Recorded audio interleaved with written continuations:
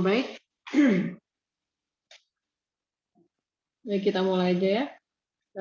Pekan lalu kita sudah bahas pengantar. Hari ini kita masih pengantar tentang teknologi informasi dan multimedia. Kemarin kemarin itu kita bahwa pada mata kuliah ini memang kita akan membahas tentang perkembangan teknologi informasi dan juga multimedia yang mungkin saat ini memang yang menjadi titik berat adalah tentang perkembangan yang akan kita mulai. Jadi perkembangan tentang teknologi informasi nanti akan dimulai dengan perkembangan komputer ya pada akhirnya. Kenapa? Karena memang proses evolusi perkembangan teknologi itu memang diawali dengan dimulainya alat kecil yang bernama komputer. Jadi ya, kalau sekarang semakin kecil lagi dengan smartphone ya. Kalau sekarang smartphone. Jadi memang awal asal muasal itu yang menjadi titik berat itu adalah komputer ya. Makanya mungkin nanti kita hari ini ya kita akan bahas sedikit tentang perkembangan komputer seperti apa gitu ya.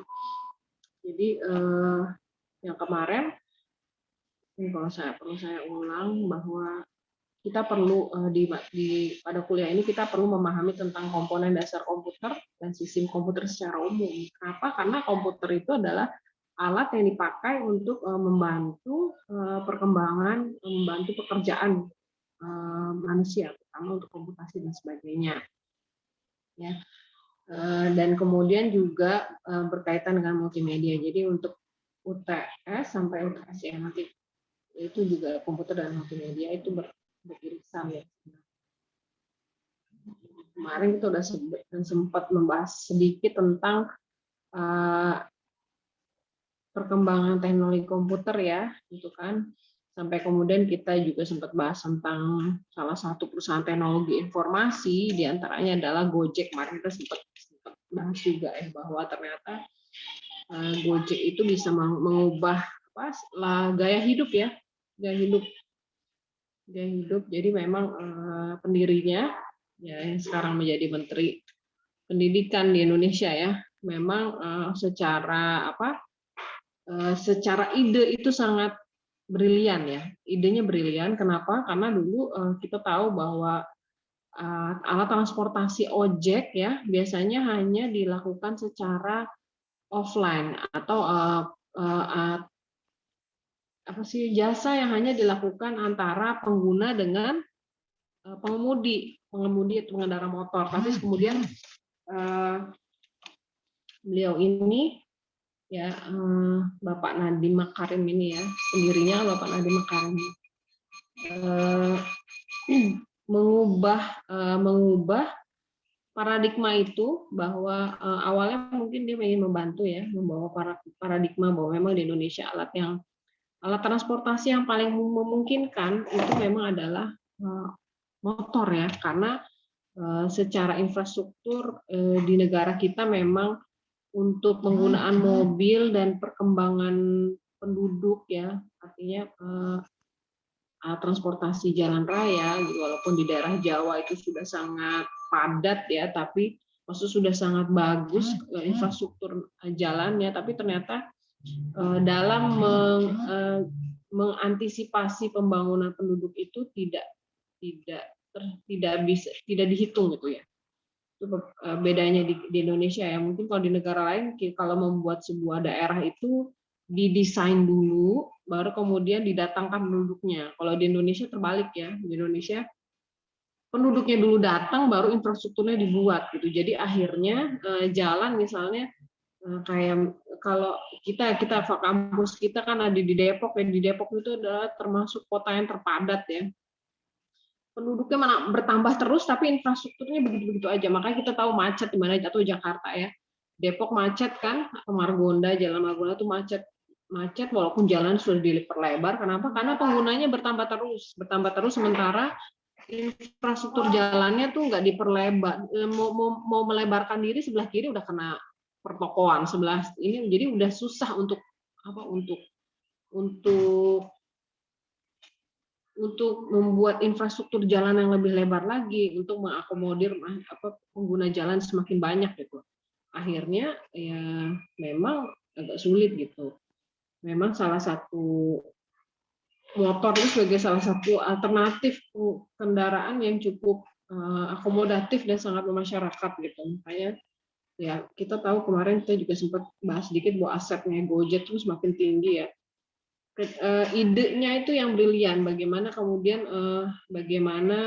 membuat sebuah aplikasi yang bisa membantu transaksi antara pengemudi dan pengendara, tapi di sisi yang lain dia bisa memberikan harga waktu awal-awal berdiri kan dia memberikan harga yang normal dulu, bahkan waktu awal-awal berdiri malah pengendaranya itu dapat lumayan gede jadi pengendara Gojek itu, pengemudi Gojek ya.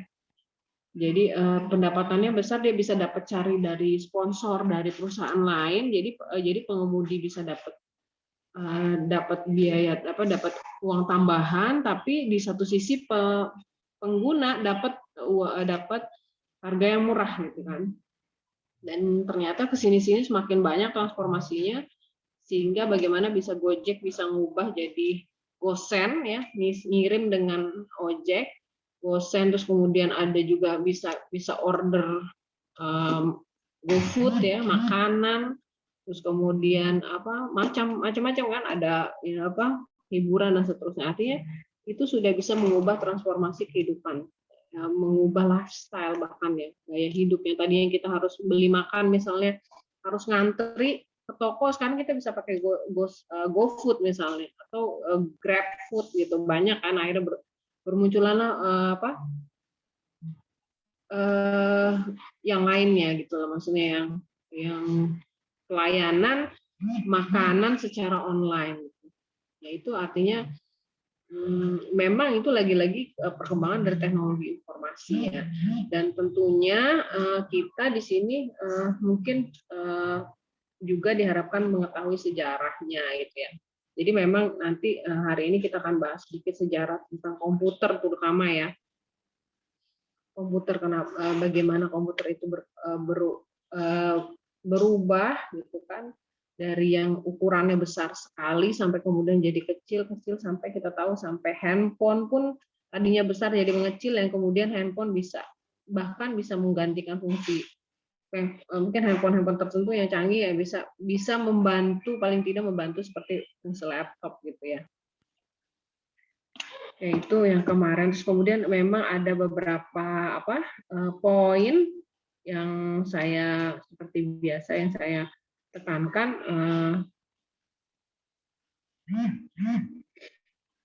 Ya itu kemarin kita sempat bahas sedikit ya. Belum ada ininya ya, belum ada tugas. Mungkin hari ini ada tugas ya. Tugasnya ya tugas hari ini, mungkin kemarin belum ada tugas. Awal. Jadi memang ya tadi kemarin kita bahas sedikit, sempat kita bahas tentang Gojek ya. Sekarang saya akan coba bahas tentang komputer ya. Kenapa komputer?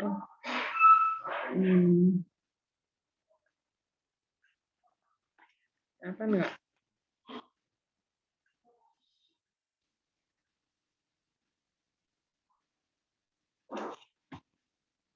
Bisa terlihat? Sudah, Bu. Ya.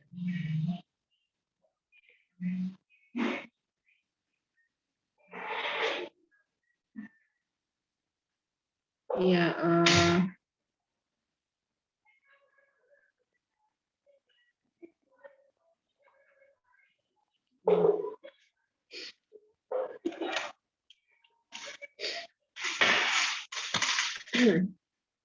Jadi teknologi ya tadi teknologi informasi itu berkembang sangat cepat ya saat ini. Jadi kalau kalian ingin menjadi leading dari sebuah teknologi, maka jadilah yang tadi ya, berpikir out of the box. Mungkin kayak si Pak Nadiem Makarim ini, dia bisa berpikir out of the box saat itu ya, awal-awal pertama kali Gojek dibuat ya. Dia bisa berpikir out of the box sampai kemudian sekarang dia bisa jadi saat ini memang salah satu bisnis yang sangat luar biasa ya. Dan kalau saya lihat juga dalam dia awal-awal dulu itu ya, perkembangan GoFood, dia kan mengembangkan tidak hanya GoSend ya, Gojek, GoFood. GoFood dulu orang berpikirnya ngapain pakai Gojek beli makanan, nanti makanannya biasanya harganya lebih mahal gitu kan, karena kita harus ngeluarin ngeluarin uang lebih karena kan beli makanan harus bayar abang ojek kan, logikanya gitu. Dulu awal-awal seperti itu. Nah sekarang apa yang dilakukan oleh perusahaan yang bernama Gojek ini? Saya sendiri sampai geleng-geleng. Jadi apa yang dilakukan adalah dia memberikan diskon besar-besaran sama customer ya. Dalam hal ini pengguna Gojek, pengguna GoFood ya. Jadi kalau orang bilang istilahnya bakar duit ya, bakar duit.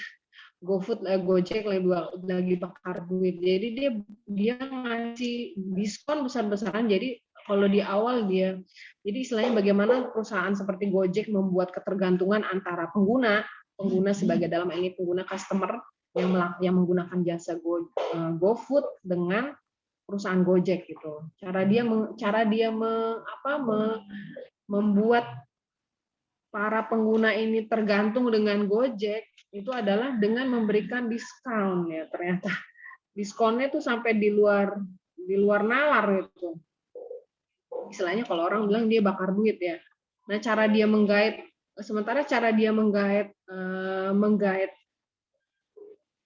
partner dalam hal ini para penjual makanan itu adalah dia istilahnya menawarkan mau nggak jadi istilahnya partnernya GoFood nanti, tapi kamu harus bayar gitu. Awal-awal para pengguna GoFood atau para pengguna jasa pada nggak mau, ngapain saya harus bayar, orang saya transaksi juga banyak kok sama customer gitu kan, ngapain saya harus bayar sama Gojek itu kan, awal-awal nggak mau. Tapi nyatanya apa yang dilakukan, strategi dilakukan Gojek apa coba, dia bikin, yang dia lakukan adalah para penjual makanan ini yang tidak mau jadi partner Gojek maka tidak diberikan diskon. Itu caranya. Nggak diberikan diskon. Akhirnya kan pengguna customer dalam ini pengguna GoFood itu dia kasih voucher, tapi vouchernya itu hanya pada outlet penjual makanan yang jadi partner Gojek, yang dalam hal ini dia bayar duit ke Gojek.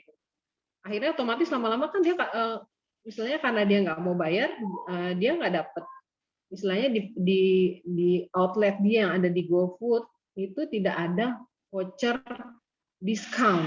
Akhirnya otomatis orang kan nggak jadi beli karena nggak ada diskonnya gitu.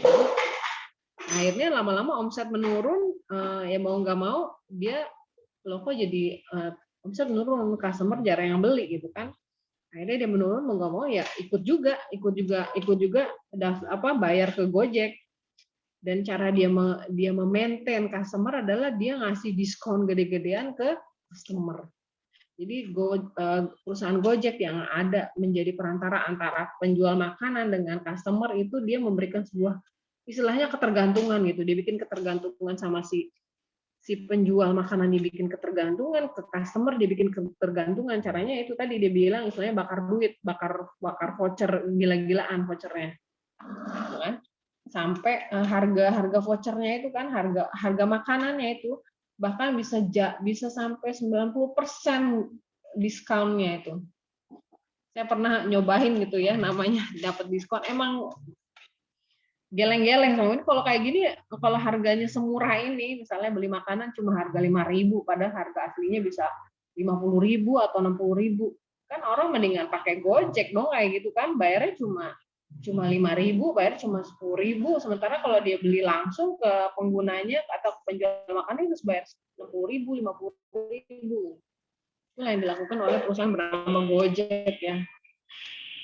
Ya itu artinya ketika dia sudah jadi perusahaan raksasa, misalnya dananya udah gede ya, dia bisa dia bisa mengontrol. Istilahnya dia jadi in the middle antara customer dengan penjual, cara dia begitu ya. Ya itu akhirnya ya kita nggak tahu endingnya seperti apa. Cuma faktanya yang dilakukan oleh GoFood begitu gitu kan. Dilakukan caranya dengan bakar duit, ngasih diskon gede-gedean ke customer. Ini kita jadi bahas sedikit perusahaan Gojek ya. Strategi bisnisnya Gojek, GoFood. Oke, sekarang kita masuk ke ini ya. Jadi tadi terkait dengan teknologi informasi.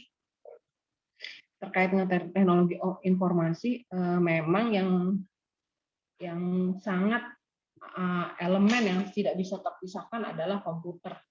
Ya, makanya kita perlu memahami komputer itu sendiri karena dia adalah bagian dari salah satu evolusi ya. Nah, kita perlu tahu apa itu komputer. Ya, komputer secara ininya ya, seperti secara umum gitu kan, secara umum kita bisa lihat secara bahasa bahwa komputer itu ya istilahnya merupakan untuk menghitung ya, untuk menghitung. Ya kan, terus kemudian pada ketika Perang Dunia Kedua, komputer itu menunjuk beberapa mengkalkulasi ya, jadi dipakai untuk menghitung lah, pada dasarnya untuk menghitung, alat kalkulasi mekanis, menghitung jalan. Kalau di sini jalan artileri itu perangkat perang ya, dengan mesin kalkulasi dulu ya, awal-awal muasalnya. Terus kemudian berkembang lagi bahwa komputer secara umum, kalau menurut Hemesser, komputer adalah mesin hitung elektronik yang cepat dan dapat menerima informasi input digital, kemudian memprosesnya sesuai dengan program disimpan di memori dan menghasilkan output. Ya, atau kemudian juga menurut Robert H. Blismer dalam komputer annual, dia merupakan komputer elektronik mampu melakukan tugas input, proses, menyimpan hasil dan output. Jadi intinya gitu ya komputer, atau nih kita bisa lihat dari Donald H. Sanders gitu ya. Sistem elektronik manipulasi data dengan cepat dan tepat. Itu salah satunya. Atau ini kan ada beberapa orang yang mendefinisikan komputer ya, bahwa komputer sebagai alat penghitung khusus yang punya sifat tertentu. Atau mesin penghitung elektronik yang cepat menerima informasi input digital, kemudian prosesnya setelah program disimpan dan menghasilkan output. Intinya adalah alat elektronik yang bisa digunakan untuk mengolah input dan menghasilkan output. Intinya ya. Nah, secara definisi, komputer itu berasal dari bahasa computare atau bahasa Latin. Atau kalau bahasa Inggrisnya itu compute. Compute kan menghitung ya. Jadi intinya dia alat elektronik, bisa menerima input, mengolah, memberikan informasi. Kalau kalkulator kan, hanya menerima, iya betul, dia menerima input, dia olah dengan program sedikit, kemudian langsung diberikan outputnya. Outputnya hanya dalam bentuk layar kecil ya. Kalau kalkulator kan layar kecil. Sementara kalau komputer itu layarnya kan lebih besar. Ya, kita lihat kayak di sini kayak PC gitu ya, PC atau handphone kan agak lebih besar, dan informasi yang akan diberikan itu jauh lebih besar ketimbang informasi yang akan diberikan kepada pengguna itu lebih besar ketimbang kalkulator kan. Kalau kalkulator cuma tabel aja, tadi kan cuma list hasil perhitungan. Sementara kalau komputer dia lebih banyak ini isinya. Terus kemudian dia bisa menyimpan program dan hasil pengolahan dan juga bekerja secara otomatis. Komputer ya. Nah, secara umum komputer itu ada 3. Istilahnya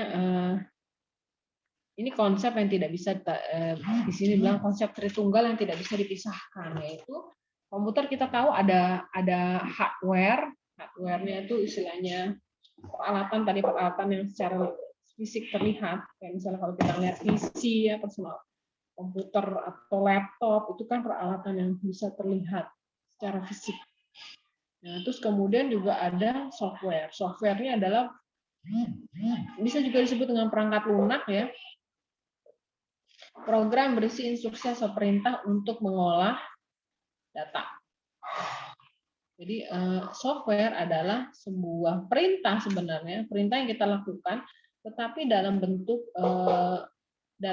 yang lebih, makanya dibilang soft, lunak ya, lebih lunak. Bukan benda keras ya, kan misalnya hard itu benda yang keras, jadi soft bisa diinputkan ke dalam komputer itu. Kalau kita istilahnya sekali install atau dimasukkan diaplikasikan atau di apply di dalam komputer software. Nah, ada satu lagi yaitu brainware. Brainware itu adalah otak manusia. Kenapa otak manusia sebagai bagian dari komputer? Karena si otak manusia inilah yang mendesain tadi program yang ada untuk komputer itu tadi. Jadi makanya brainware itu masuk dalam komponen komputer. Komponen dari komputer ya. Brainware karena otak manusia itu sendiri yang sebenarnya membuat sistem software perintah di dalam komputer. Ya, otak manusia sendiri yang mendesain program yang akan kita masukkan ke dalam komputer. Jadi kan memang tahap pertama kita harus masukin program dulu kan. Setelah program tersimpan, baru dia bisa bekerja untuk menyelesaikan persoalan pekerjaan. Nah, jadi kenapa kemudian kita bahas tentang komputer? Karena memang adalah komputer salah satu bagian dari teknologi informasi sendiri. Ya, bagian dari teknologi informasi, teknologi yang berkembang di dalam pengolahan informasi ya.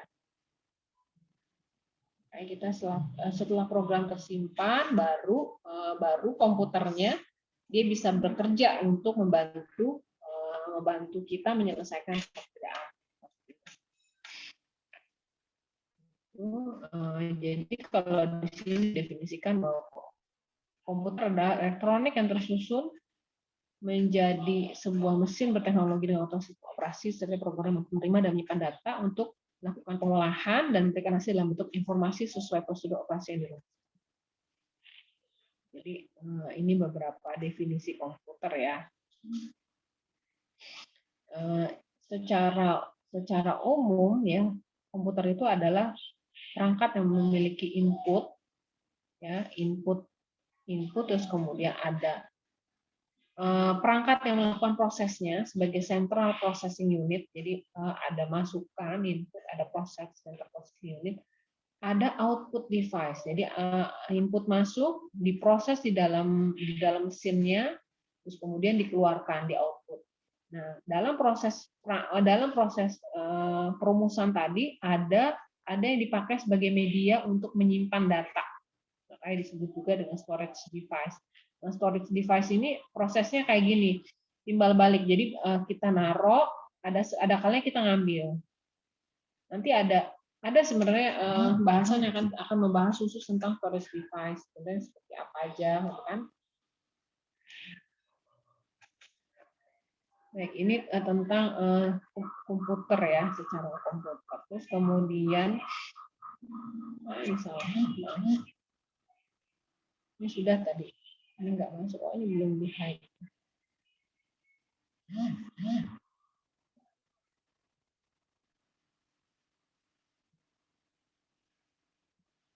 Sampai sini ada pertanyaan?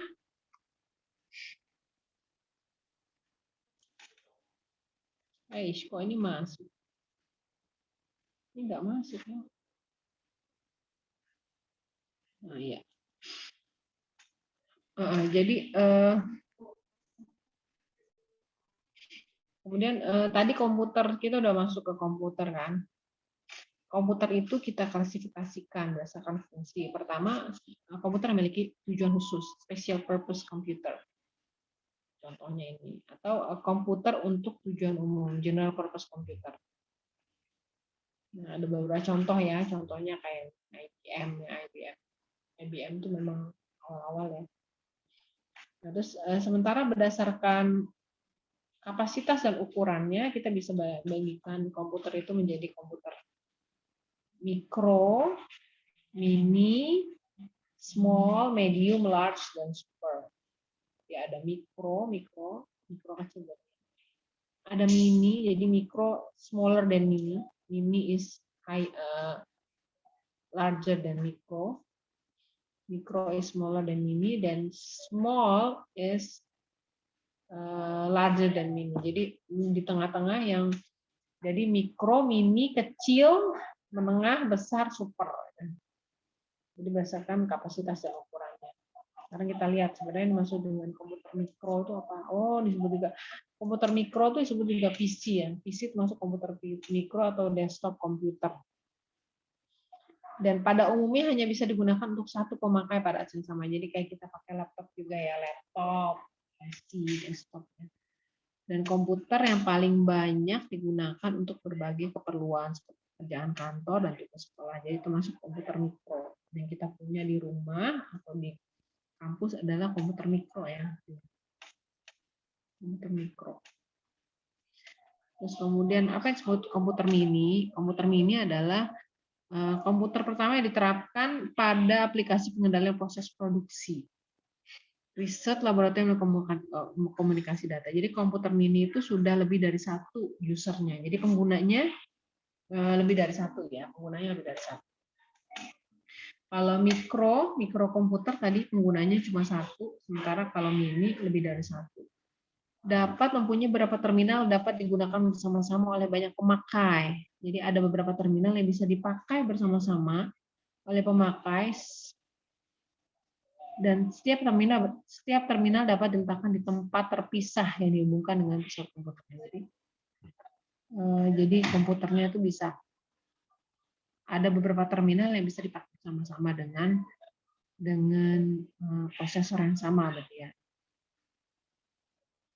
Komputer ini. Terus kemudian sementara komputer yang kecil itu adalah sistem.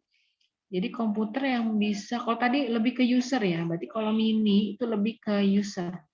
Usernya more than one, komputer mini. Ya, jadi komputer mini, komputer yang dipakai oleh lebih dari satu pengguna. Ya, sementara tadi kalau komputer mikro, komputer yang dipakai hanya satu pengguna. Contohnya seperti PC yang kita biasa pakai atau laptop ya. Sedangkan kalau komputer kecil, small komputer ya. Small komputer itu menggunakan sistem multi-programming, processing, dan virtual storage. Jadi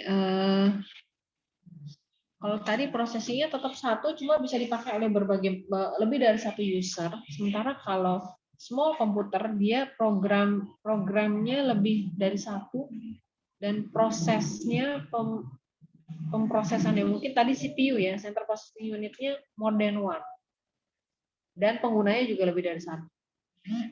Ditambah dia melakukan virtual storage, penyimpanan sementara. Ini untuk komputer mini. Komputer kecil, mini. Kalau mini tadi lebih ke multi user ya, lebih dari satu. Sementara kalau komputer menengah, dia mempunyai alat masukan dan keluaran. Jadi ada alat, sebenarnya pada intinya sama, cuma dia ada yang alat masuk dan keluar, dipakai untuk komunikasi data dengan ratusan terminal yang terpusat dari pusat komputer. Jadi terminalnya lebih dari ratusan tadi ya, terminal yang komunikasi dengan ratusan terminal yang terpisah dari pusat komputer. Jadi ada distance antara komputernya dengan datanya. Ya. Sementara komputer besar disebut juga mainframe komputer karena mainframe, jadi komputernya besar, jadi dianggap fisiknya aja seperti lemari pakaian. Jadi gede ya komputernya. Digunakan di perusahaan-perusahaan besar seperti contohnya seperti penerbangan yang punya ratusan kantor cabang yang ada di seluruh dunia, dan setiap kantor cabang punya terminal yang dihubungkan dengan pusat komputer. Jadi dia server kali, semacam server ya. Jadi komputernya itu lebih besar karena punya banyak ininya kliennya ya. Sedangkan kalau tadi di sini sebut nggak ya? Kalau di sini Kalau komputer menengah ratusan terminal. Kalau di sini juga tidak disebutkan. Tapi secara fisik, kalau ini jadi gini, kalau menengah sepertinya alatnya secara hardware tidak besar, tapi dia melayani ratusan terminal. Sementara kalau komputer besar, secara fisik komputernya memang besar. Tadi juga disebutkan bahwa mainframe, karena dia secara fisik memang komputer besar seperti lemari pakaian, berarti besar kan. Yang jelas dia kliennya nih tadi kan kalau tadinya udah ratusan ya, berarti ini udah lebih banyak lagi. Ratusan kantor terbang seluruh dunia. Komputer besar. Sementara kalau komputer super ya tadi dia memungkinkan penggunaan secara bersamaan, dia mungkin device-nya apa, hardware-nya juga besar yang pasti ya, super. Kemudian ribuan terminal terhubung pada komputer super ini, ribuan terminal, jadi banyak di darat. Nah ini kita masuk ke sejarah perkembangan munculnya komputer ya. Komputer kan tadi sebagai alat menghitung sebenarnya. Awal muasalnya itu dipakai untuk membantu sebagai alat menghitung. Jadi pertama kali alat hitung tradisional dan kalkulator mekanik adalah ini. Kita tahu ada yang punya ini. Apa ini namanya? Di sini sebutnya abakus. Ada yang punya nggak ini? Sempoa bukan Bu namanya? Iya, sempoa, betul. Iya, sempoa. Iya. Iya, betul itu. Ini kan yang sering masyarakat orang Cina ya udah sering pakai ini kan sebenarnya. Udah biasa gitu, tek ngitungnya tuh pakai ini. Udah tahu ini segini hasilnya bisa. Dulu awal-awal tradisional pakai ini. Jadi alat ini memungkinkan penggunaan perhitungan menggunakan biji-bijian yang digeser dan diatur pada sebuah rak. Jadi ya kayak gini sih. Kayak, kalau udah tahu, udah hafal bisa cepet ngitungnya. Gini bisa sama kayak komputer ya. Kalau udah hafal. Cuma bedanya memang dia mengandalkan daya ingat manusia juga, karena kan kita harus hafal posisinya, terus kemudian naruh bijinya kemana gitu ya kan, posisinya digeser kemana sih ininya nih yang poin-poin ini digeser sebelah mana, itu harus kita tahu gitu kan. Terus kemudian ini tadi sempoa ya. Kemudian dilanjutkan dengan ini. Jadi setelah tadi ada sempoa, dibuat juga kalkulator roda numerik namanya. Numerical wheel calculator. Nah, ini ditemukan oleh Blaise Pascal tahun 1642 dan dia bentuknya kotak persegi kuningan. Jadi Pascal line. Ini buat ngitung. Jadi kalau tadi pakai mekanik ya istilahnya. Ini kan tadi lebih kalkulatornya kalkulator ringan ya, di bawahnya sebenarnya lebih ringan ini ya, cuma memang tidak langsung seperti kalkulator sekarang kan. Nah, terus kemudian dibuatlah yang seperti ini tadi kan kalkulator roda numerik seperti ini masih besar ya ininya, secara alatnya masih besar.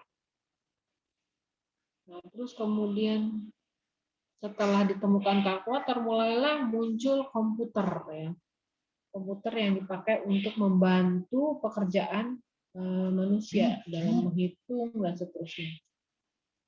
Ya, jadi komputer itu bisa dibagi sampai generasi ke-6 ya, bukan ke-5 ya.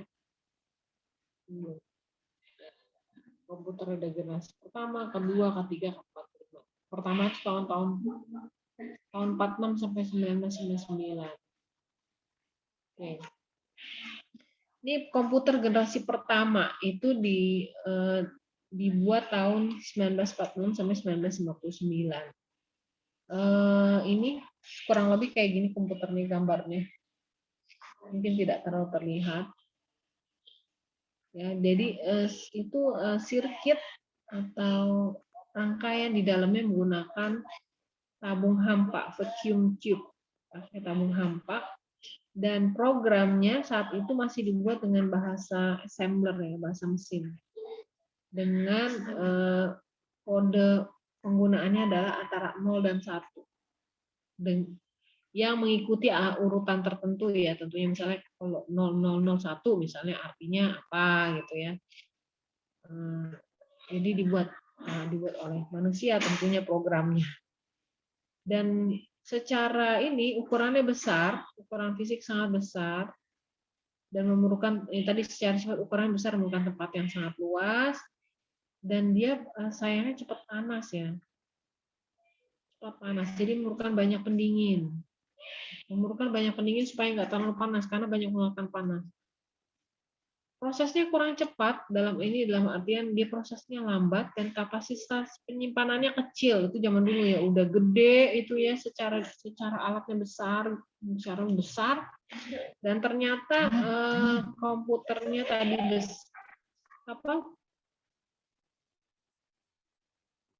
kemampuan dia untuk menyimpan ternyata kecil ya, dan dia perlu cepat panas, perlu AC, berarti kan AC-nya banyak, terus kemudian bukan daya listrik yang besar, terus masih bersifat pada aplikasi bisnis saja. Ya. Jadi sangat tidak worth it lah kalau untuk penggunaan hari-hari ya. Jadi ketika awal-awal komputer generasi pertama itu ya, sangat-sangat tidak sebanding lah kalau kita sebagai pengguna PC ya. Nah, beberapa pabrik yang memproduksi adalah IBM ya, Univac, Burroughs, Honeywell. Nama mesinnya ENIAC, tahun 46 itu ENIAC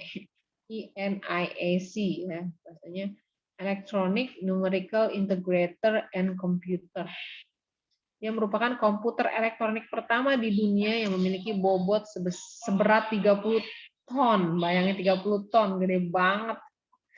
30 ton, panjangnya 30 meter dan tinggi 2,4 meter. Dan daya listriknya adalah 174 kilowatts. Wah.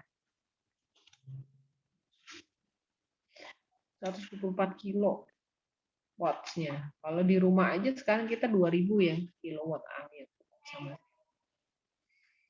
Daya listriknya 74 kilowatts. Cuma gede banget nih ya, beratnya 30 ton, bayangin. Yang pertama kali muncul tahun 46. Disebut dengan ENIAC. ENIAC bukan ENIAC sih. ENIAC.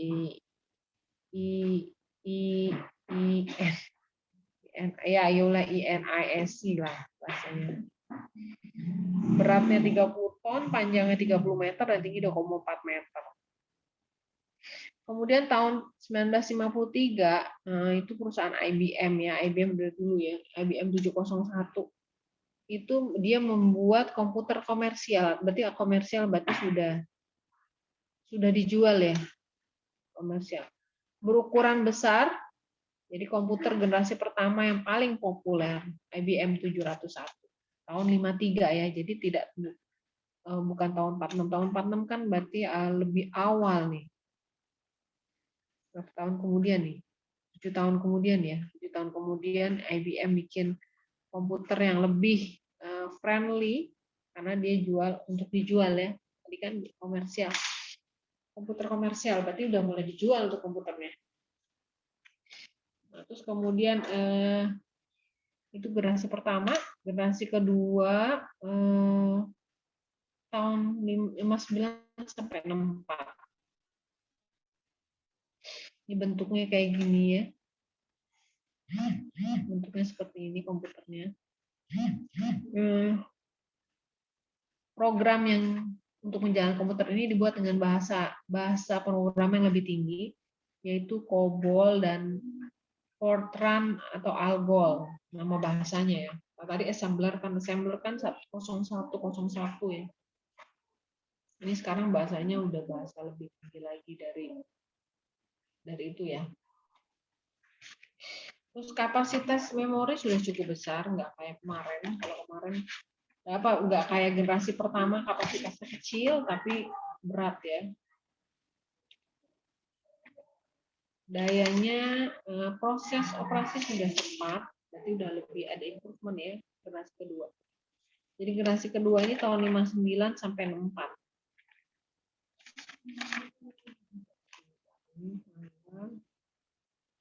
Cek dulu sebentar. Ini tanggal berapa ya sekarang ya? Tanggal 15 ya? 16.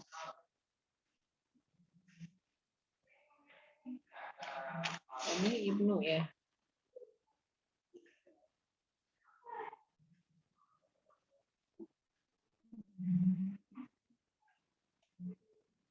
Ibnu Haikal.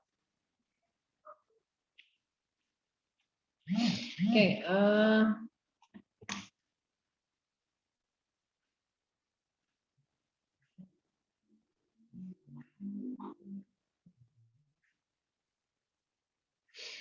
jadi proses operasi sudah lebih cepat, membutuhkan lebih sedikit daya listrik ya. Orientasinya sudah pada bisnis dan teknik. Dan komputer yang paling banyak digunakan pada generasi kedua adalah IBM, Mas. Jadi IBM bikin terus ya.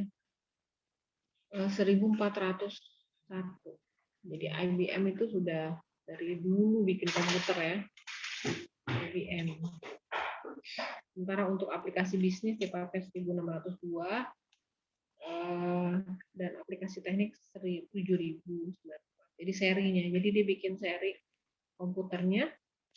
IBM sudah memberikan, jadi ngeriset ya, IBM buat risetnya itu dikembangkan untuk bisa membuat komputer IBM.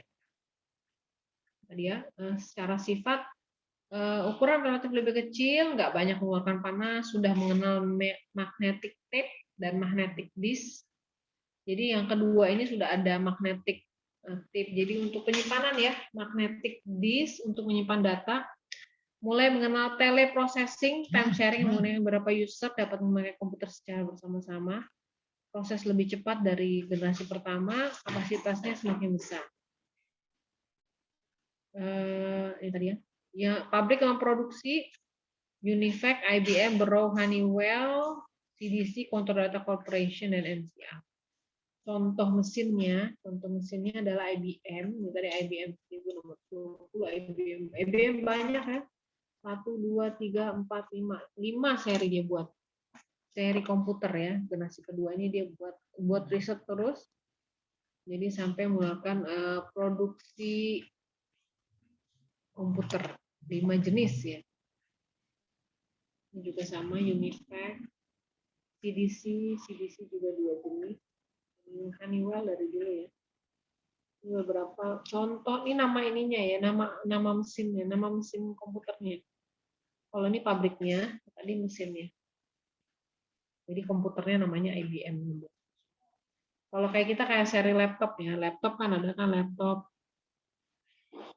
merek apa misalnya, atau misalnya merek Toshiba seri apa gitu kan, ada serinya. Nah ini juga kurang lebih seperti itu.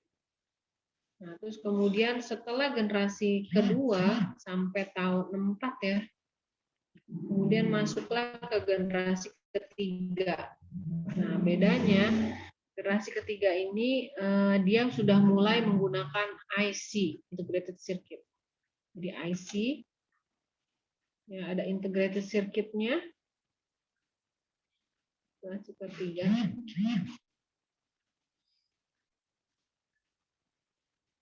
Jadi generasi ketiga ini menggunakan IC integrated circuit, pemrosesan lebih cepat, kapasitas memori lebih besar, menggunakan listrik lebih hemat, bentuk fisik lebih kecil, terus banyak permunculan aplikasi software tahun 70. Contohnya IBM S360, komputer generasi ketiga yang pertama yang digunakan untuk aplikasi bisnis dan teknik. Jadi komputer generasi ketiganya IBM itu dipakai untuk aplikasi bisnis dan teknik. Atau komputer yang dinamakan aplikasi software. Nova dikembangkan oleh Data General Corporation. Komputer mini 16 bit pertama. Ya. Kalau di sini disebutkan, ntar saya bacain. Generasi ketiga itu tadi ya, tadi yang jelas tadi sudah menggunakan integrated circuit yang berbentuk lempengan. Bahasa pemrogramannya masih pakai high level language basic, jadi sudah mulai pakai basic, Fortran dan COBOL. Sudah mulai menerapkan konsep multiprocessing dan dapat menjalankan program lebih dari satu, jadi multi-programming. Sudah mulai menerapkan multiprocessing dan multiprogramming dalam waktu yang bersamaan, jadi multiprocessing, multiprogramming. Dapat berkomunikasi dengan peralatan lain untuk melakukan komunikasi data seperti telepon dengan komputer. Ini antara telepon dengan komputer belum bisa. Ini generasi ketiga. Secara sifat ukuran lebih kecil dari generasi kedua.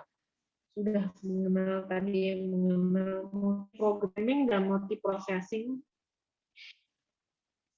Adanya integrasi antara software dan hardware dalam sistem operasi. Proses sangat cepat, kapasitas menyimpan data lebih besar.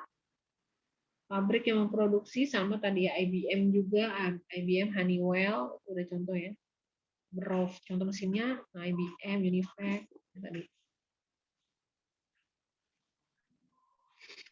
Ini komputer generasi ketiga ya. Baik, kita lanjutkan. Ini komputer generasi ketiga. Kita lanjutkan ke komputer generasi keempat. Nah, generasi keempat tuh mulai tahun 70 sampai tahun 1990. Yang membedakan adalah kalau tadi sudah mulai mengenal IC, integrated circuit, kalau generasi keempat dia sudah menggunakan LSI, large scale integration.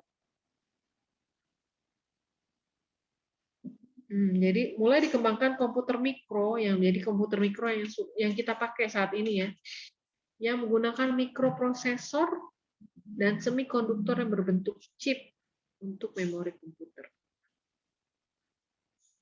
Nah, IBM 370 komputer generasi 4 yang pertama, contohnya Cray 1 komputer super pertama, Apollo 2 personal komputer pertama, komputer IBM PC yang pertama, kemudian Pentium-nya Pentium 2, ada prosesornya. Sama AMD udah mulai keluar ya prosesornya.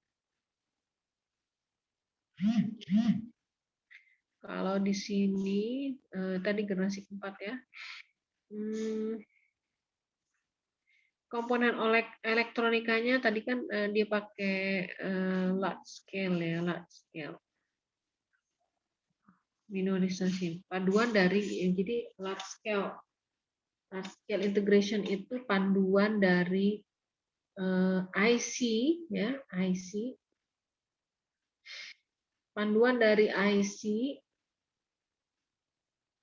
integrated circuit dengan kapasitas rangkaian bisa mencapai 100.000 komponen per chip. Kan gede ya.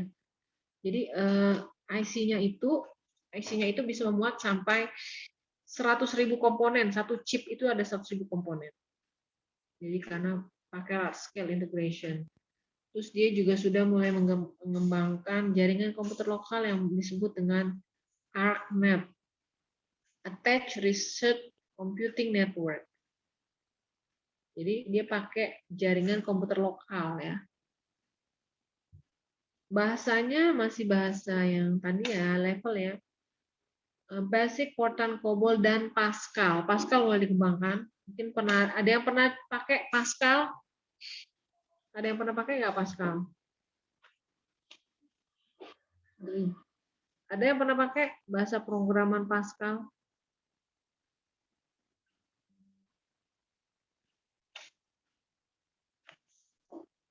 Nggak ada ya? Jadi zaman saya kuliah masih ada tuh Pascal. Secara sifat dia ukuran relatif lebih kecil,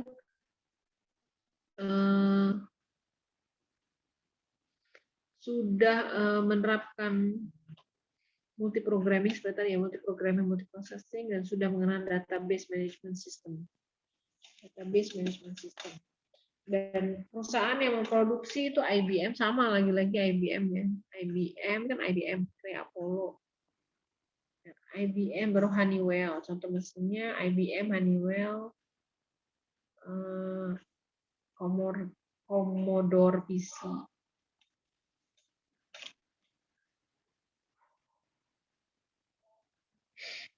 Ya, ini untuk generasi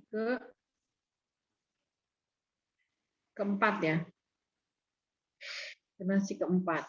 Kemudian kita lanjutkan ke generasi kelima. Ya, generasi kelima itu sejak tahun 1990. Nah, dia mulai menggunakan very large scale integration. Dan sudah ada mikroprosesor dan semikonduktor. Nah, komputer pada generasi ini mengembangkan komputer yang bisa bercakap dengan manusia sehingga bisa meniru intelijensi. Jadi, komputernya bisa ngomong sendiri ya. Kemudian juga mulai kenal dengan generasi Pentium. Intel ya, prosesornya Intel Core 2 Duo. Wah, ini zaman udah mulai 90-an ya.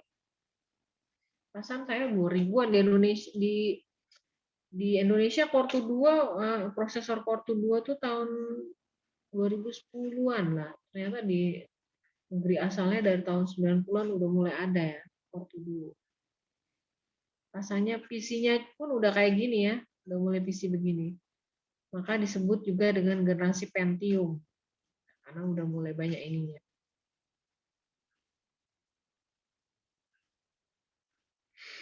Generasi kelima, komputer generasi masih tahap pengembangan, makanya belum banyak. Pengembangan komputer generasi kelima ini dipelopori oleh negara Jepang.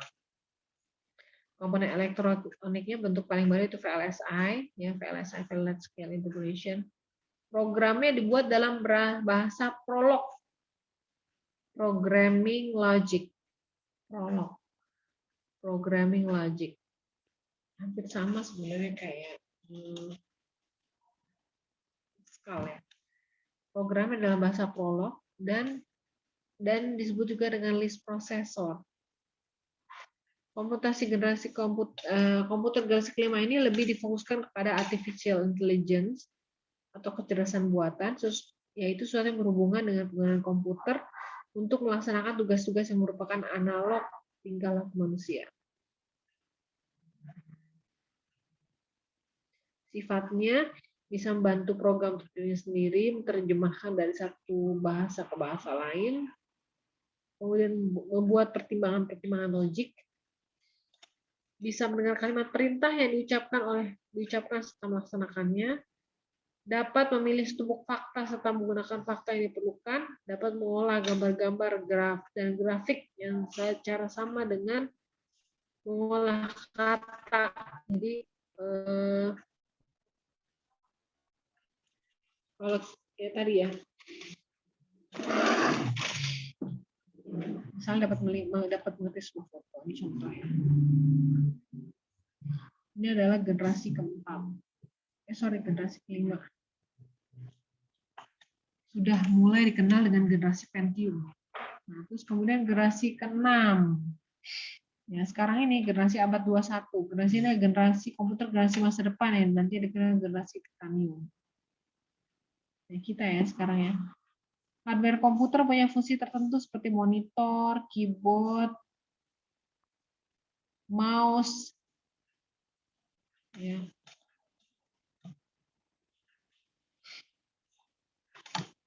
Fungsi yang memiliki fungsi tertentu.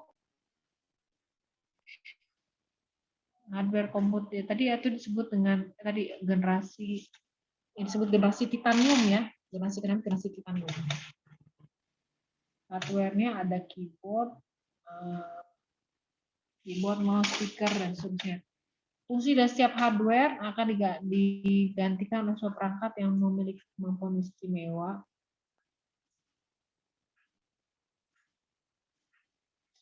Dia yang memiliki kemampuan yang sama. Ya, ini fungsi generasi ke-6. Jadi komputer yang kita kenal saat ini adalah hasil pengembangan teknologi elektronika dan informatika, sehingga bentuk komputer yang asalnya berukuran besar dan membutuhkan tempat yang besar. Sekarang bentuknya kecil dengan kemampuan yang besar. Jadi bentuknya lebih kecil tapi kemampuannya lebih besar dibanding awal-awal dulu ya. Nah, kemajuan industri komponen elektronika, IC telah mendorong terciptanya berbagai perangkat chip IC yang beragam dan mendukung berbagai keperluan pembuatan produk-produk elektronika. Itu ininya ya.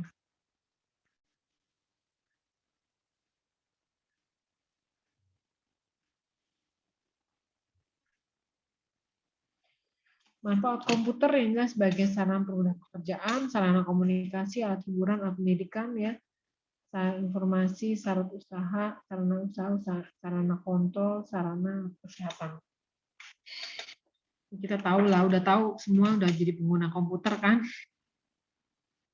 Nah sekarang tadi kita akan masuk dengan yang dinamakan dengan cloud computing. Ada yang mau share tentang cloud computing? Silahkan.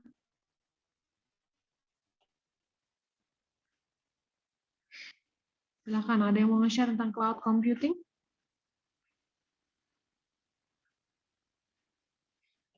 Siapa? Nanti saya catat ini. Siapa mau share? Coba Bagas. Ada Bagas?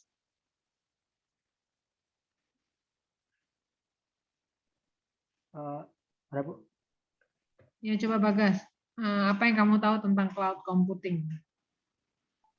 Cloud computing itu komputasi yang di server di pusatnya sebagai database kan Bu. Dia menghubungkan antara masing-masing komputer melalui suatu sistem server gitu.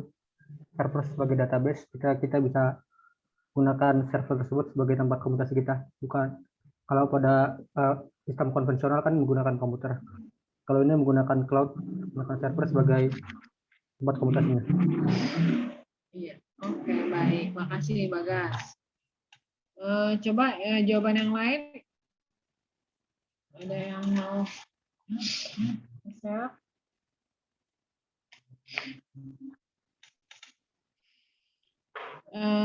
Christine, coba Christine. Ada nggak Christine?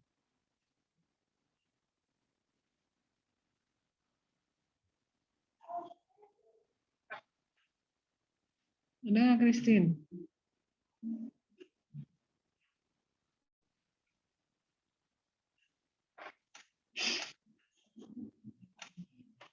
Oke, Christine nggak ada. Maaf Bu, ada Bu. Tadi putus-putus soalnya Bu di tempat saya. Oh iya, Christine silakan. Apa yang kamu ketahui tentang cloud computing?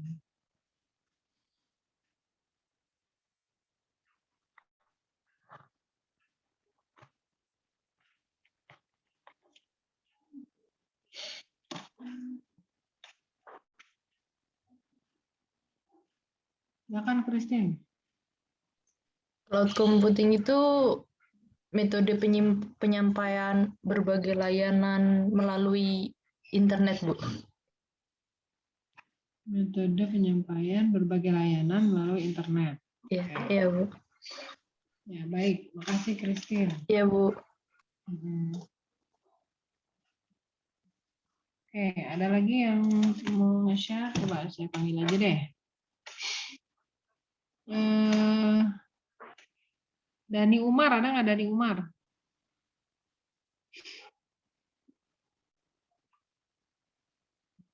Dani Umar.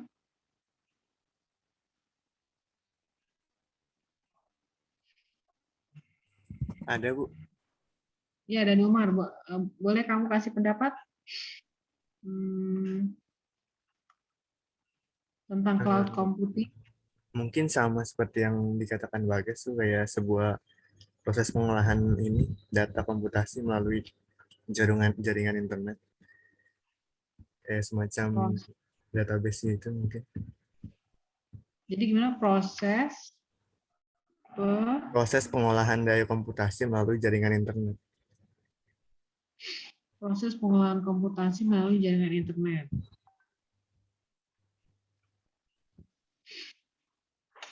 Oke, Dani ya.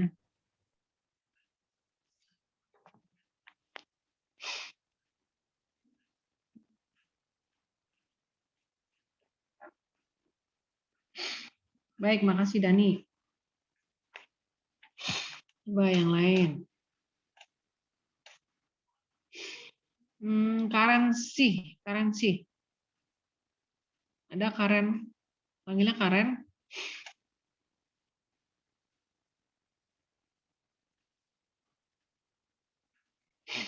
Karen, ada Karen?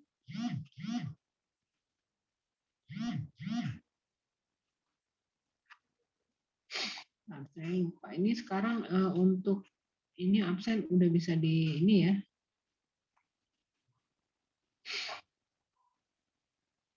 Karensi apa namanya?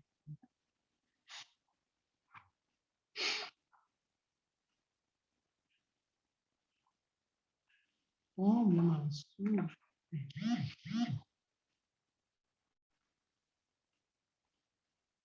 Sudah.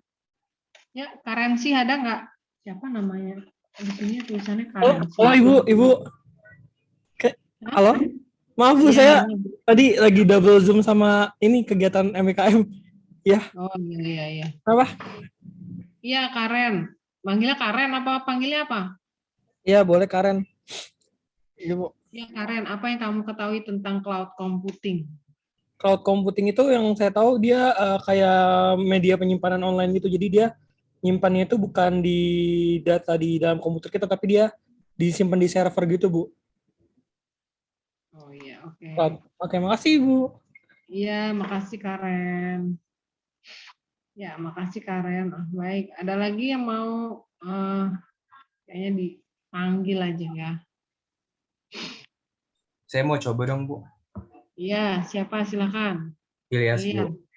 Iya, silakan. Kalau menurut saya tuh cloud computing itu layanan yang menyediakan sumber daya komputasi berdasarkan permintaan internet. Jadi dia termasuk ke dalam teknologi yang menjadikan internet sebagai center of server, Bu. Yang digunakan untuk mengolah data. Jadi kita tuh nggak perlu menyediakan hard disk sebagai menyimpan data, Bu. Pasalnya seluruh datanya udah disimpan ke dalam cloud, Bu. Jadi dia itu database, Bu, menurut saya. Yang saya pernah pelajari. Iya. Baik, makasih Ilyas. Gimana coba diulang lagi Ilyas? Jadi Cloud computing itu adalah layanan yang menyediakan sumber daya komputasi berdasarkan permintaan melalui internet, Bu. Dia itu termasuk ke dalam teknologi yang menjadikan internet sebagai center of server, Bu. Internet sebagai center of server. Iya. Jadi intinya kita tuh nggak perlu menggunakan hard disk, Bu, untuk menyimpan data. Datanya itu udah disimpan sendiri melalui cloud itu sendiri, Bu. Jadi database. Ya. Baik, makasih. Makasih Ilyas. Oke, makasih ya Ilyas ya. Bu, saya ada lagi? ingin coba jawab. Ya, silakan. Kalau sepemahaman saya, cloud computing itu jadi tempat untuk menyimpan data-data yang dimana jika ingin mengambil data ini tuh tidak harus dioper atau ditransferkan untuk disimpan ke dalam suatu memori.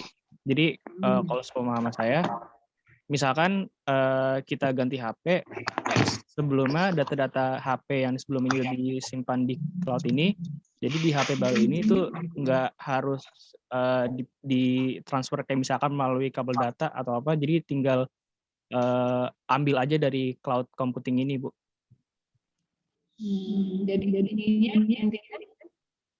Jadi intinya cloud computing itu tempat penyimpanan yang dimana nggak harus menggunakan sebuah memori gitu, Bu. Memori dari satu alat kayak hard disk gitu maksudnya, Bu. Ya, baik. Makasih. Ilham ya, Ilham. Iya, Bu. Ilham, Bu. Ya, makasih Ilham. Baik, ada lagi? Silahkan.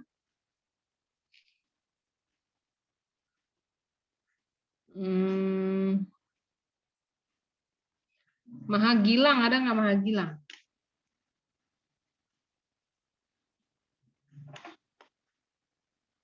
Mahagilang ada, Muhammad Mahagilang. Ya Bu, ada Bu. Ya, Mahagilang, gimana Mahagilang? Ya Bu. Ya, menurut kamu cloud computing, apa yang dimaksud dengan cloud computing? Oh, cloud computing itu kayak jadi komputasinya itu pakai internet gitu Bu, jadi nggak pakai apa kayak pakai hard disk yang kayak buat yang punya kita sendiri gitu, jadi pakai server yang ada di yang penyedianya gitu penyimpanannya. Jadi dia bentuknya berbentuk apa?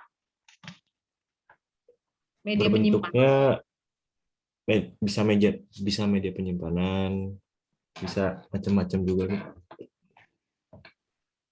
Macam-macam. Oke. Tadi Gilang ya. Oke, baik Gilang. Panggilannya apa? Gilang apa? Manggilnya apa? Gilang. Maha Bu. Bisa bilang bisa Maha. Boleh. Panggilnya apa? Panggilnya Maha. Ya, bisa. Enggak, biasanya panggil apa? Gilang. Gilang Maha apa? Bu. Maha. Oh, Maha. Oh, malah Maha. Oke, baik. Oke.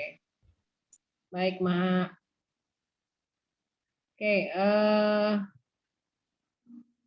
baik, saya panggil lagi deh. Raka Dwi Putra, ada Raka Dwi Putra.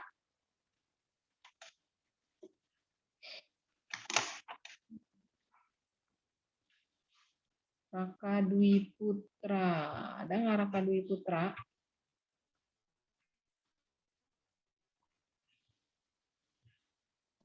Ya Bu, halo. Ada Raka Dwi Putra? Ya, Bu. Iya, Raka, silakan.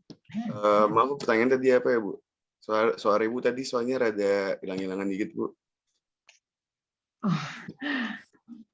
Ini cloud computing, apa yang dimaksud dengan cloud computing? Ini setahu saya aja ya Bu. Iya, tahu kamu aja. Cloud computing tuh menurut saya tuh buat isinya tuh yang ada kayak server, terus buat penyimpanan ini Bu, data-data di dalam internet gitu Bu. Jadi apa? Jadi kayak ini Bu, penyimpanan storage atau enggak data-data server gitu dalam di internet di satu cloud gitu Bu. Jadi sebagai penyimpanan data internet. Iya Bu, data-data kayak apa ya, kayak komputer gitu-gitu Bu. Data penyimpanan. Oke. Iya Bu. Oke, baik. Ya, baik. Makasih ya. Tadi Raka ya, Raka. Raka Dwi Putra. Oke. Oke. Coba saya panggil Irga. Ada nggak Irga? Iya Bu, Iya Irga. Coba Irga. kalau menurut saya cloud computing itu kayak apa? Kayak sebuah kayak tadi kayak yang lain-lain kayak melakukan komputasi atau penyimpanan data melalui internet Bu, melalui cloud. Kata kutip cloud. Sebenarnya cloud computing itu awan itu internet itu pada dasarnya itu kita itu dan kalian meminjam komputer. Contohnya kalau kita di Google Drive berarti kita meminjam komputer di Google. Nah komputer itu komputer skala besar.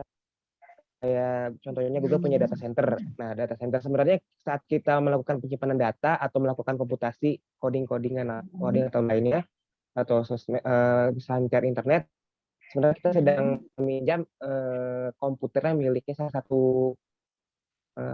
satu perusahaan. Contohnya kalau kita menyimpan data di G Drive atau kita misalkan membuka channel YouTube, kita sedang meminjam dan membuka data-data komputer milik perusahaan Google tersebut Bu.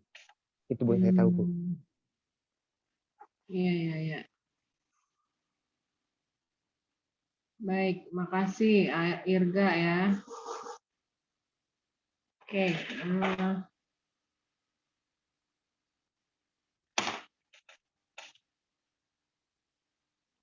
baik, ada lagi yang lain. Coba Miftah ada nggak? Miftah Uljana, Miftah. Iya, Gimana Miftah menurut kamu cloud computing? iya, sama yang lainnya. Kayak sebuah layanan komputasi seperti penyimpanan atau akses atau layanan komputer lainnya yang bisa kita semua akses. Tapi itu disediakan oleh suatu perusahaan yang mana benar kata Irga, kita mengakses komputer, tapi mungkin lewat layanan web gitu. Itu menurut saya. Jadi layanan apa? Layanan penyimpanan ya, sebagai layanan penyimpanan. Aplikasi dan sebagainya. Hah? Iya. Iya, Bu. Oh iya. Oke, baik. Ya, baik Miftah, makasih.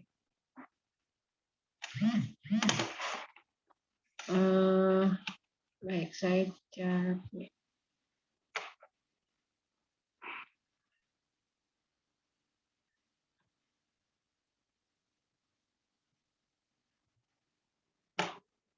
Satu lagi ya. Satu orang lagi deh.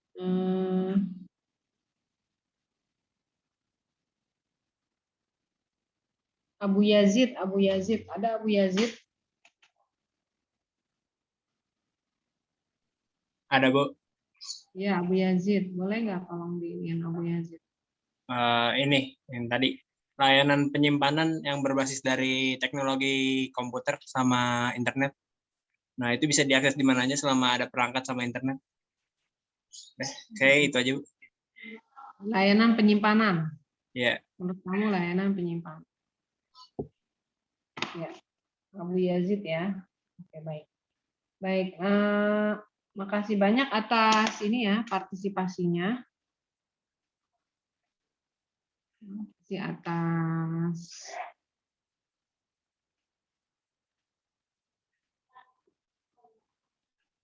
kesediaannya untuk merespon tadi ya tentang apa yang dimaksud dengan cloud computing ya. Kita lanjutkan aja. Kalau di sini istilahnya yang bikin Steve Jobs. Steve Jobs ini juga sama. Jadi yang membuat yang membuat lifestyle kita berubah itu Steve Jobs ini adalah salah seorang yang pendiri Apple kan, orangnya udah nggak ada ya. Walaupun he is a Jews ya, dia seorang Yahudi tapi dia berhasil merubah lifestyle hidup kita ya. Ya, yang salah satunya adalah dia ini kan Steve Jobs ini yang mempunyai ide, jadi orang-orang brilian ya, orang-orang punya ide untuk bikin Apple ya. Tadi kan smartphone itu dari Steve Jobs. Ya, smartphone itu dia yang punya ide untuk membuat smartphone ya. Jadi namanya aja smart, telepon yang pintar gitu kan. Jadi bisa melakukan berbagai macam hal. Nah, kalau Steve Jobs itu dia bilang bahwa I don't need a hard disk in my computer if I can get to the server faster katanya. Jadi dia nggak perlu lagi hard disk ya. Dia bisa carrying around this non connected computers. Jadi menurut dia nggak perlu lagi bawa hard disk. Kalau kita dulu kan memang hard disk untuk penyimpanan data ya, kita perlu flash disk. Sekarang dulu kan pakai CD ada atau pakai disket, dulu disket awal-awal disket, terus kemudian jadi hard disk. Jadi dari disket ke CD, CD ke DVD terus kemudian ke flash disk tuh jadi hard disk ya, hard disk yang gede ya. Sampai akhirnya bisa sampai sekarang dan lebih besar tapi bisa lebih kecil secara unit ya. Ya, menurut dia itu cloud computing. Nah, sekarang Kalau secara definisi namanya aja cloud tadi ya. Jawaban kalian hampir semuanya ya insya rata-rata bisa dipahami lah, kurang lebih sama ya. Jadi namanya aja cloud. Cloud itu berarti awan kan, komputasi awan kalau secara bahasa ya. Komputasi awan yang merupakan gabungan pemanfaatan teknologi komputer gabungan pemanfaatan teknologi komputasi dalam suatu jaringan dengan pengembangan berbasis internet ya. Internet tuh tadi karena internet awan tadi ya, pengembangan berbasis awan tadi karena cloud dia di awan, jadi nggak ada dianggapnya awan, disebutnya awan karena memang barangnya nggak ada di bumi gitu istilahnya kan, yang mempunyai fungsi untuk menjalankan program atau aplikasi melalui komputer yang terkoneksi pada waktu yang sama. Tetapi tidak semua yang terkoneksi melalui internet menggunakan cloud computing. Jadi tadi gabungan pemanfaatan teknologi komputer dengan pengembangan berbasis internet, tadi sudah disebut juga ya, internet atau internet ini sebenarnya kaitannya dengan cloud tadi. Walaupun aplikasi komputer yang terkoneksi pada waktu yang sama itu tidak semuanya menggunakan cloud, ya nggak sih? Kayak misalnya kita pakai internet juga kan, tapi ternyata tidak semuanya. Kalau saya nggak naruh di cloud nggak akan terhubung gitu kan. Jadi tetapi tidak semua device itu menggunakan cloud computing. Jadi cloud computing itu bisa data server, bisa database, bisa data PC, data mobile, dan seterusnya. Jadi bisa disimpan di cloud ini ya. Jadi gede banget gitu ya. Ada 3 jenis jasa namanya. Cloud computing ini ada 3 jenis jasa. Dia memberikan ini tadi software as a service ya. Jadi software, jadi memberikan jasa software. Kalau jasa software ini menarik. Sekarang kalau kalian tahu Microsoft ya, Microsoft Office kan, kalian tahu Microsoft Office ya. Microsoft Office kita kan ada yang dulu ya, dari dulu kan berkembang terus tuh dari yang 2000, saya dulu masih ada 2007, masih awal-awal banget ya, 98 bahkan ada. Tahun 2000, terus kemudian 2000 sampai yang terakhir kan 2007, Office 2010 ya. Windows 2010 Windows kan, Windows ini Office, Microsoft Office.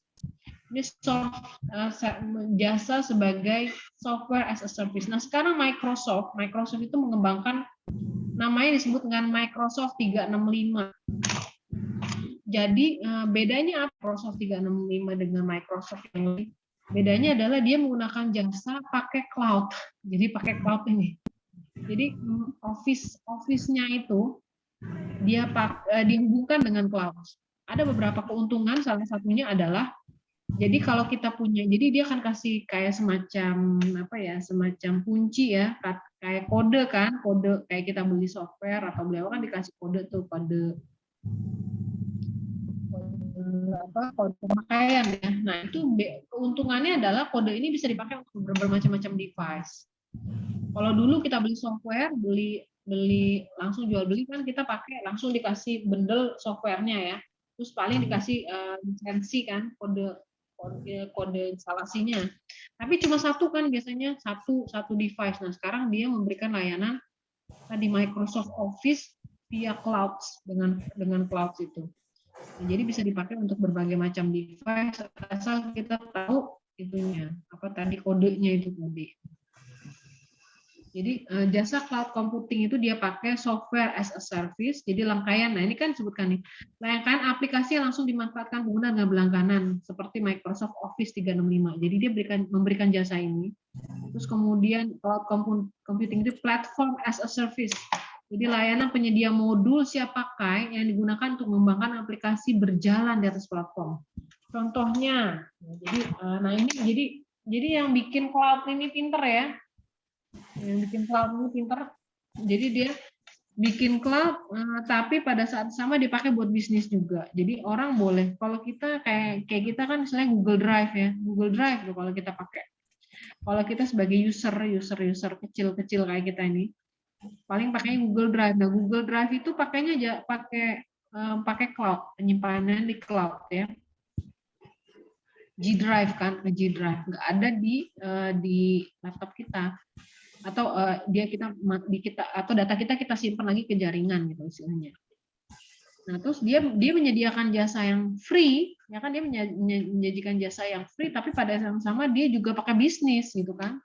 Ke user yang kecil-kecil kayak kita dikasih free, tapi pada yang sama dia ngasih platform cloud-nya itu untuk untuk bisnis. Nah, bisnisnya dia pakai dijual ke Facebook, Google, Android gitu, tapi untuk aplikasi tertentu yang pengembangan seperti game di Facebook, game di Google, Android, nanti jadi kayak sewa gitu sistemnya.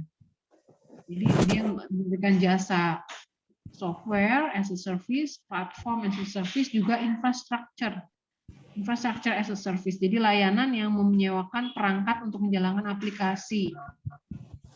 Misalnya media penyimpanan, processing power, memori, dan seterusnya, sistem operasi dan seterusnya ya. Jadi ini si cloud computing ini smart ya, it's smart things. Nah, manfaat cloud computing, semua data tersimpan di server secara terpusat. Terus keamanan data ini maksudnya lebih kepada data kita nggak akan hilang gitu, ada di server gitu ya. Kemudian fleksibilitas dan skalabilitas yang tinggi. Jadi maksudnya fleksibel, kita bisa kapan aja ngambil selama kita tahu ininya, kita bisa lebih mudah. Terus kemudian investasi jangka panjang. Tapi tentunya namanya teknologi ini teknologi kan. Teknologi itu pasti ada pro dan cons. Selalu ada positif dan negatif. Nah, ini. Nah, sementara kekurangannya yang jelas kita perlu koneksi internet. Jadi membutuhkan koneksi internet, kita tetap perlu bayar jaringan kan, secara performance. Terus secara informasi belum tentu kita bisa jadi data yang kita upload ke cloud itu belum tentu bisa dijaga kerahasiaannya. Jadi pihak penyedia jasa cloud belum tentu dapat menjaga kerahasiaan informasi yang disimpan di server. Artinya data yang kita simpan, misalnya kita naruh di G Drive ya, data kita bisa diambil oleh orang lain atau dibaca oleh orang lain atau mungkin digunakan oleh orang lain. Biasanya kalau mau aman, kadang-kadang kita harus bayar. Nah, ada jasa pembayaran. Kalau ada bayar biasanya lebih kalau kita bayar biasanya dia lebih security-nya lebih tinggi. Kalau kita gratis, kayak kita kan gratisan pakai nyimpen di G Drive ya. Kita punya Gmail, terus kita bisa pakai G Drive. Nah, itu tentunya yang jelas itu makin nggak bayar. Kalau kita nggak bayar, artinya data kita akan, ya kalau ada yang hacker, dia bisa pakai data kita gitu. Jadi secara sekuritas, secara security tidak terjamin. Ya. Terus kemudian secara ekonomi. Nah, kalau secara ekonomi ini lebih ke lebih kepada ekonomi makro ya, jadi kepada pemerintah. Kalau dia tidak melakukan pemeliharaan dengan baik, maka instansi pemerintah akan merugi. Jadi biasanya ke makro ekonomi. Jadi kalau kita pengguna nggak terlalu efek sih, itu lebih ke security biasanya dan memerlukan internet. Kemudian tadi ini sama ya, informasi sama ini. Keamanan informasi berkaitan ya, belum tentu terjaga dengan baik karena banyak hacker dan seterusnya melakukan pencurian data yang disimpan di jasa cloud computing, terutama yang beberapa kekurangan cloud. Dan kita tahu beberapa aplikasi cloud computing ya, ya diantaranya adalah nih Google-nya kan G Drive ya, Dropbox, SoundCloud, Google aplikasi ya, Google G Drive yang kita suka pakai kan G Drive ya. Ini kita suka pakai email ya. Tapi yang jelas selama kita bisa, ya intinya kalau saya memang itu salah satu kelebihan dan kekurangan ya. Jadi memang kalau mau yang di-share di G Drive itu adalah file-file yang kira-kira masih oke lah kalau orang lain baca gitu ya. Itu kurang lebih itulah. Itu contoh. Nah, sekarang tugas 1. Mungkin paper ya. Mau buat paper. Buat ini aja deh. Apa tugasnya bikin artikel yang paper. Mau paper apa artikel nih? Artikel aja lah ya.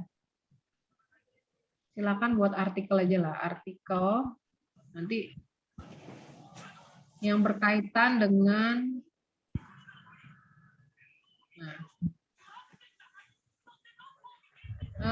tugasnya ini.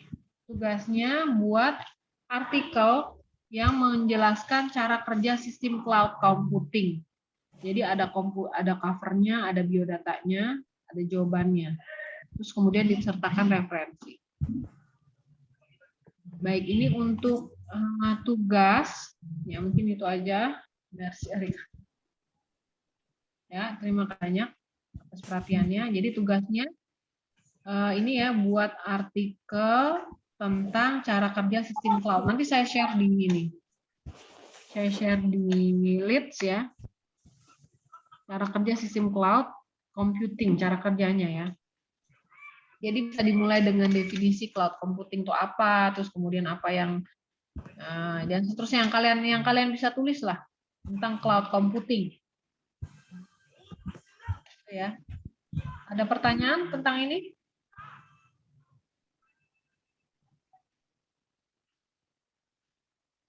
Untuk deadline-nya hari apa ya, Bu? Pekan depan. Oke, baik, Bu. Sekarang hari apa? Rabu depan. Itu aja sih, Bebas ya, bebas. Maksudnya kalian mau bikin sampai 10 lembar juga boleh. 1 lembar juga boleh gitu ya. Artinya masalah batas itu tidak dibatasi gitu ya. Silahkan berkreasi. Baik, ini tugasnya tentang cara kerja sistem cloud computing ya. Baik, ada pertanyaan?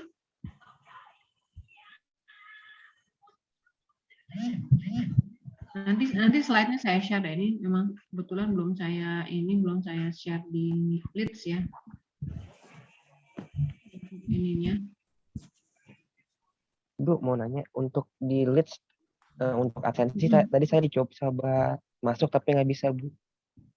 Hah, nggak bisa? Iya. Coba masuk. Nih, udah kok saya udah ini kok. Udah bisa. Belum, Bu. Coba Masih nggak bisa. Masa sih? Yang sekarang hari ini loh. Sekarang kan 15 Februari kan? Mas.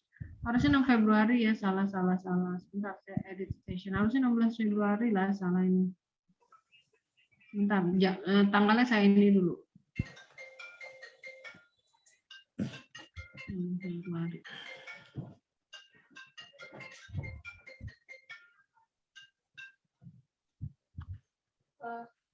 Ya udah, bisa nggak? Dicoba dulu. Sudah, Bu. Sudah, Bu. Oke, baik. Ya baik. Ya silahkan ini apa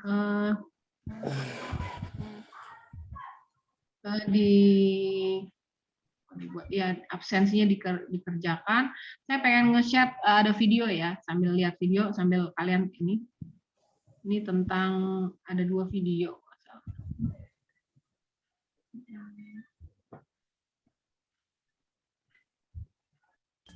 Dengan kemajuan teknologi yang begitu pesat di Kedengeran kan ya? Suaranya kedengeran kan ya? Kedengeran, Bu. Jelas, Bu. kehidupan tanpa disadari membuat seseorang yang jauh merasa dekat, namun yang ada di dekatnya merasa jauh. Hal ini disebabkan karena segala sesuatu sudah dapat dikerjakan dengan cara yang lebih mudah dan modern dengan menggunakan sebuah mesin seperti smartphone. Dahulu, anak-anak mainnya seperti petak umpet, di mana mereka akan berkumpul untuk bermain bersama-sama. Namun sekarang, dengan adanya smartphone, semua permainan sudah terdapat di Play Store, dan jika ingin memainkannya, anak-anak tinggal mendownload saja. Begitu juga dengan sistem komunikasi. Dahulu, untuk menghubungi kerabat jauh, kita harus menulis surat dan mengirimkannya lewat merpati pos. Namun sekarang, melalui aplikasi chatting, kita dapat berkirim pesan dengan cepat meskipun jaraknya jauh sekalipun. Tak hanya itu, kalau dahulu pulang sekolah dengan berjalan kaki bersama teman-teman, kini kita dapat menggunakan aplikasi Grab, di mana kita tinggal pesan Grab dan tunggu saja di sekolah sampai Grab tersebut datang. Untuk berbelanja pun, yang awalnya jika kita ingin membeli sayur harus ke pasar dan melakukan transaksi langsung dengan penjual di sana, sekarang kita dapat berbelanja melalui aplikasi di smartphone seperti Shopee, Lazada, di mana transaksi dapat dilakukan menggunakan m-banking tanpa harus tatap muka langsung dengan penjual. Berbicara tentang transaksi, zaman dahulu, jika ingin memiliki suatu barang, dapat menggunakan sistem barter, yakni sistem saling tukar-menukar barang. Kemudian berkembang dengan menggunakan mata uang seperti saat ini, dan sekarang dengan kecanggihan teknologi dapat membuat kita melakukan transaksi dengan aplikasi seperti OVO, Dana di smartphone kita.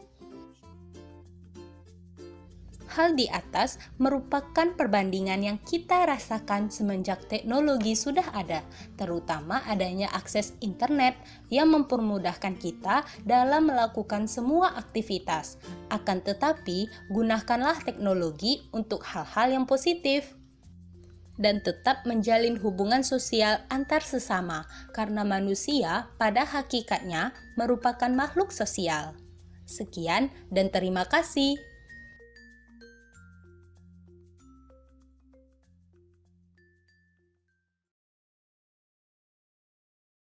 Baik, itu tugas kelompok ya, ternyata bikin animasi. Oke, ada satu lagi deh nih, satu lagi filmnya tentang perkembangan di Indonesia ya. Bentar, kita lihat.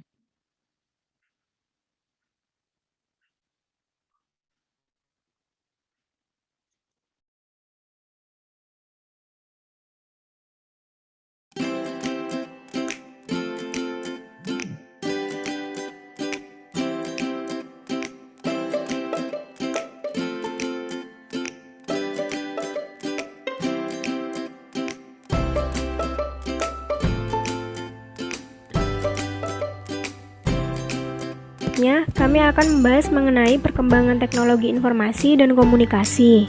Yang pertama adalah perkembangan teknologi informasi dan komunikasi di dunia.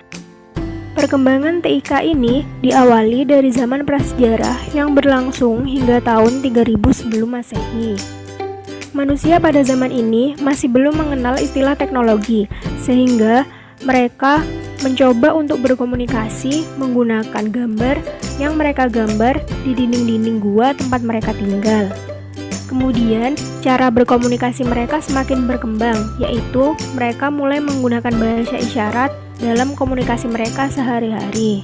Selanjutnya, kemampuan mereka semakin bertambah dan berkembang lagi, sehingga mereka mulai menciptakan alat yang dapat digunakan untuk menyampaikan informasi. Contohnya, seperti kentongan yang terbuat dari tanduk hewan. Setelah mereka dapat menyampaikan informasi menggunakan bahasa isyarat dan alat komunikasi seperti kentongan, mereka juga mulai menciptakan suatu simbol seperti piktograf yang digunakan untuk melambangkan huruf. Setelah memasuki zaman prasejarah, manusia mulai memasuki zaman sejarah yang berlangsung antara tahun 3000 sebelum Masehi sampai 1400 Masehi. Pada zaman ini, ilmu pengetahuan mulai berkembang dan manusia juga mulai untuk mengasah kecerdasannya. Sehingga hal ini berdampak langsung terhadap perkembangan teknologi informasi dan komunikasi. Contohnya saja, seperti bangsa Mesir kuno yang menciptakan hieroglif berupa simbol pada tahun 2900 sebelum Masehi. Dan pada tahun 500 sebelum Masehi, kertas mulai ditemukan, dan Cina mulai mengembangkan kertas seperti yang ada saat ini. Perkembangan TIK juga masih berlangsung sampai zaman modern, yaitu tahun 1400 Masehi sampai sekarang. Seperti yang dapat kita lihat, perkembangan teknologi informasi dan komunikasi pada zaman modern ini jauh lebih berkembang dibandingkan zaman sebelumnya. Hal ini ditunjukkan dengan penemuan telegraf hingga telepon sampai handphone, dan saat ini berkembang menjadi smartphone. Dan penulisan program komputer pertama kali sampai penemuan televisi pun terjadi pada zaman modern ini. Dan selanjutnya adalah penemuan terbesar pada zaman modern ini, yaitu penemuan internet dan website, di mana masyarakat bisa menggunakan internet untuk mencari segala informasi yang mereka butuhkan. Indeks Pembangunan Teknologi Informasi dan Komunikasi atau IPTIK.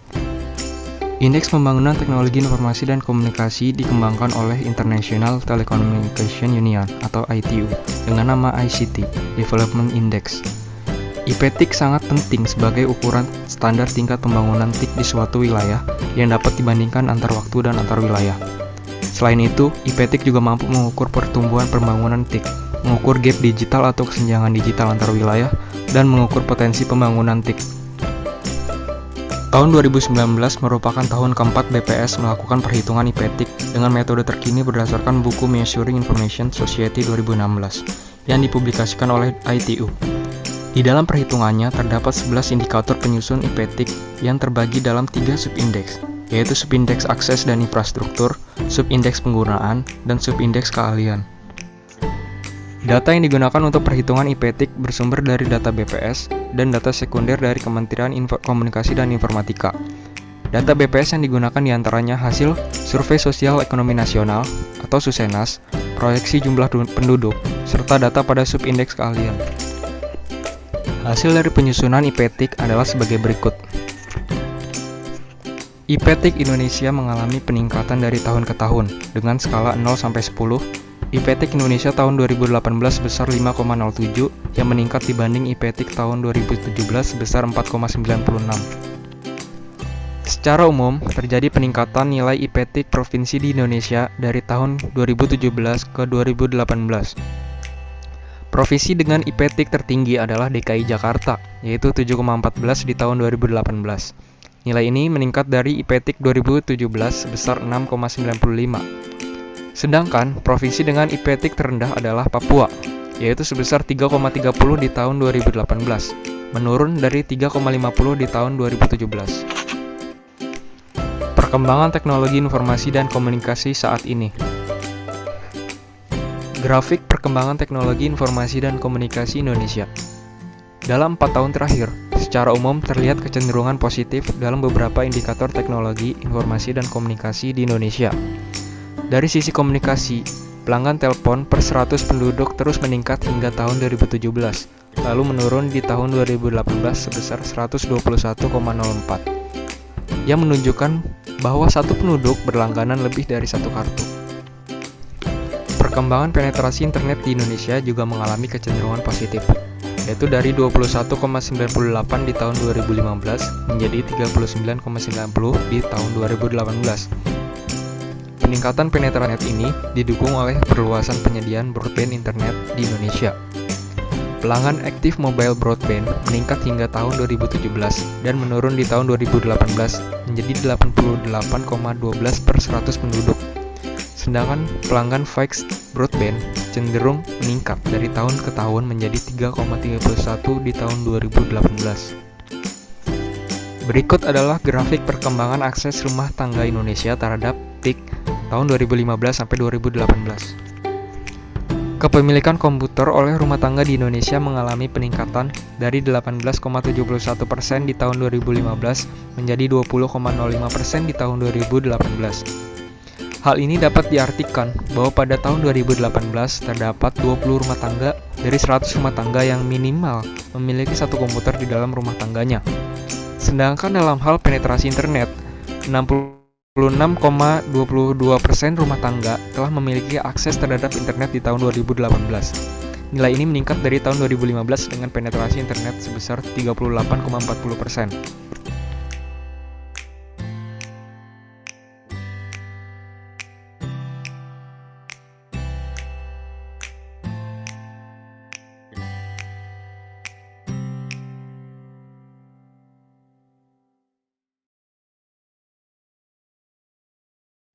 Baik, sudah kita lihat semuanya ya.